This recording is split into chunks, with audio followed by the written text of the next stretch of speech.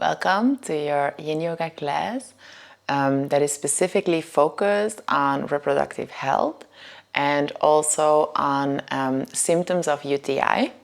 I personally had lots of challenge with these, and over the years I have understood that many physical symptoms that we experience, they often have a psychosomatic component. So not to say if we have a physical ailment that energy work and these practices offer the solution to that issue occurring, but it's attacking or tackling the cause of the issue. Because many times the cause is rooted in something that is playing in our subconscious as well. And I have really cultivated a strong relationship with Yin Yoga, and I believe that the combination of the postures with the meditative component of certain beliefs we are trying to transform in our mind, and the approach through the body, we're actually working on the energy channels that are connected with the organs. We are offering a well-rounded approach to preventive mental and physical well-being and care. So today is focused on the bladder meridian, which is essentially connected with our inability or our ability to let go of worry. And I found for myself many times when I'm holding on, and also with friends and people I've known and students over the years, that this is often translating in UTI and bladder problems. So today we're going to focus on this. So if you are having problems or not, this will benefit you just overall in your ability to let go of worry and to trust and surrender. So today we'll be working with the child's pose, the butterfly pose, and the caterpillar pose. These are all positions a lot focused on the back body as we will breathe into the back body. Back body also representing our subconscious. So we're giving some space to our subconsciousness to feel more light in our practice and life. So if you are not warm and comfortable yet, make sure to get there. You will need a cushion or any form of support. The more, the merrier, the better. And possibly a block as well, but it's not necessary. You'll be fine without, but if you have it, take it out and let's get started. So first position, we're going to go to the balasana, the child's pose. You can either open the knees or close. Open is recommended to open the hips a little bit more and to give the stomach a bit more space. But if you can, resting the belly onto the abdomen onto the legs, actually really nice to connect a bit with the digestion and overall stimulating our organs. I always like to put something under my head, so I always make sure my head is resting and it's not like just floating there. And then you can choose to have your arms out to the front or the arms next to the body. And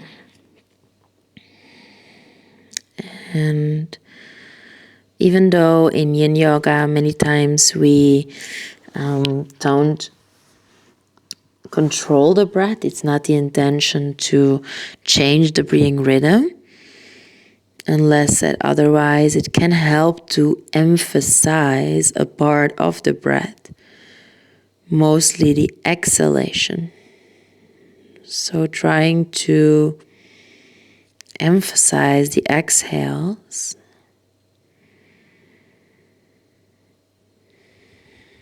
And trying every time you exhale to really connect with your ability to let go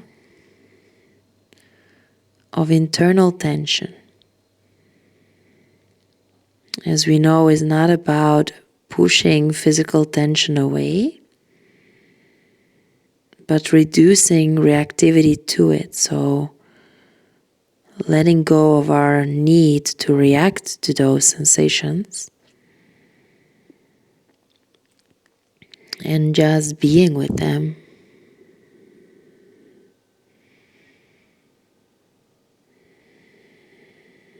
So noticing tension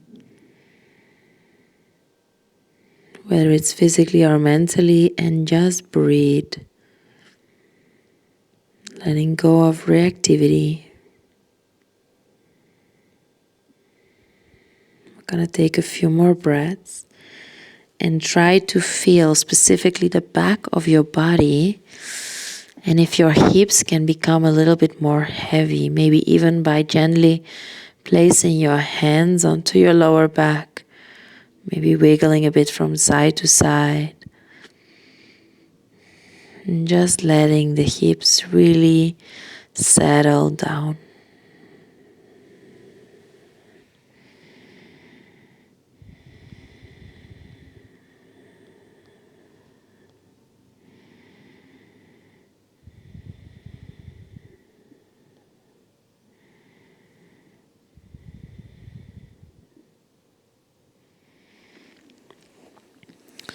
And then you're slowly gonna come out of the position. Stay with your breath without altering it. And then we're gonna just sit onto the right side and bring our legs to the front and immediately transition into the butterfly. So soles of the feet coming together. You can make the angle a bit bigger or smaller. If your feet are a bit further away, your knees will be less high up. Today we are mostly emphasizing the back body for this specific intention, so it's really up to you.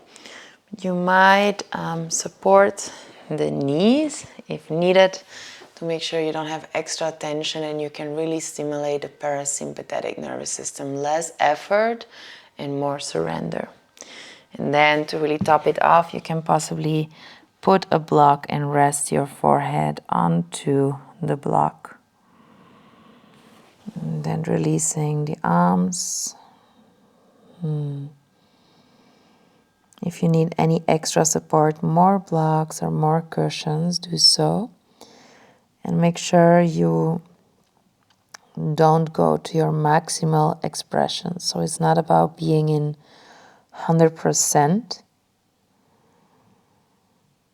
but trying to maybe go a little less deep. And there you're just breathing.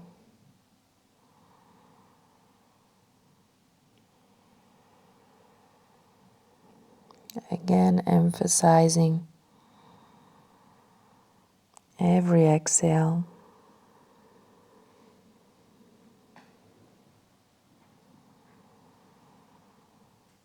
And once again, releasing reactivity.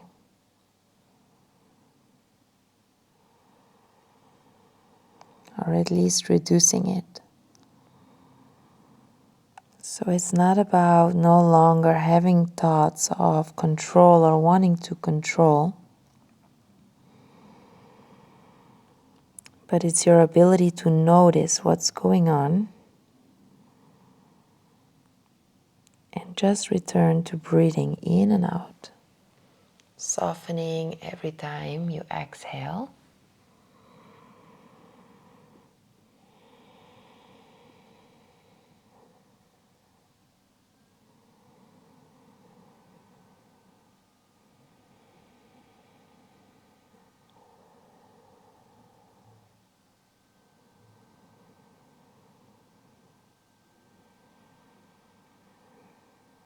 Take a moment, a few more moments to be here and scan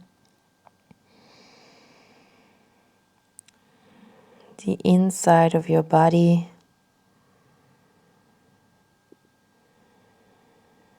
And allow a soft release in that body. Shoulders, neck, face.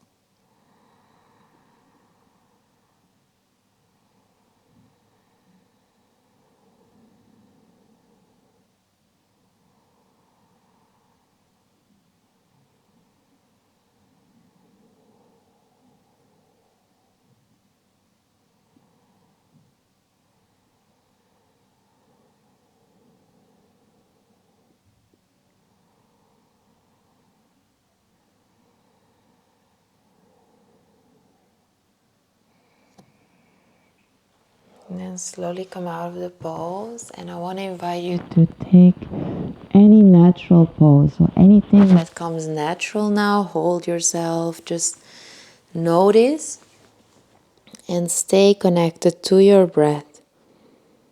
Feeling the body supported with the ground on an out breath.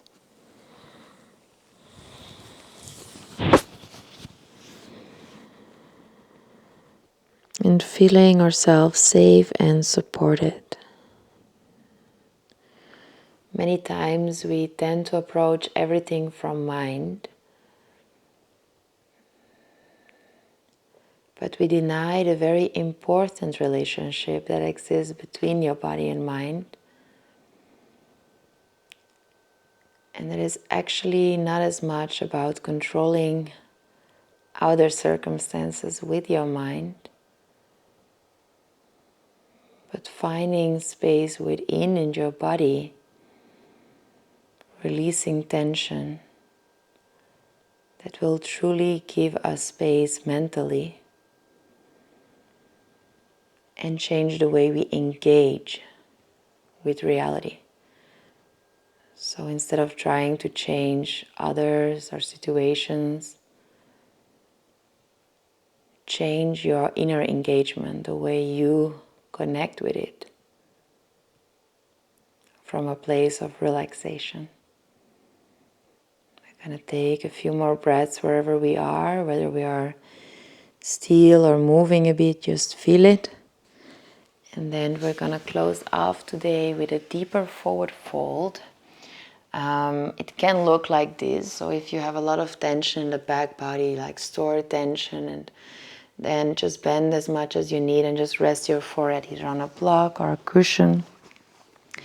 It's absolutely not about going deep. It's about prioritizing your comfort and finding space where you are, because frustrating ourselves with where we are is not going to make us more deep into the position. And going more deep in the position is also not going to make us more content. The greatest achievement or progress is to actually learn to be present. So support yourself. Find a more suitable way to be in this fold. Hold maybe parts of the body that need support, and again focus on the exhales and just the softening.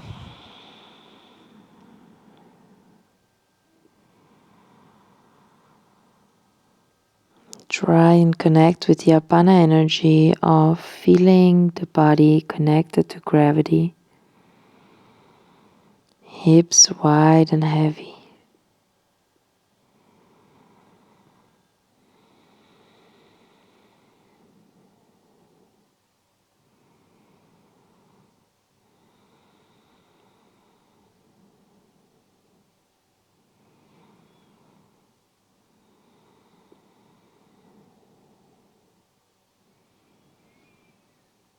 And for the final part of this class,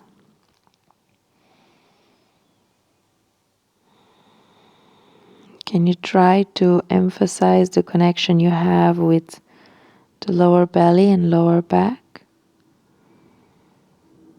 Inviting light, spaciousness, presence.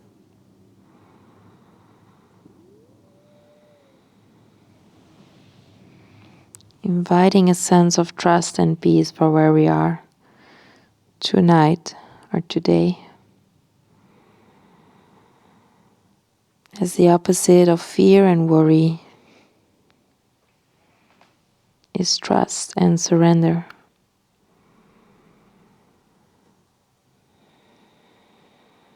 So giving our body a strong signal that it's okay to let go and relax. And taking a final minute here to solidify the practice.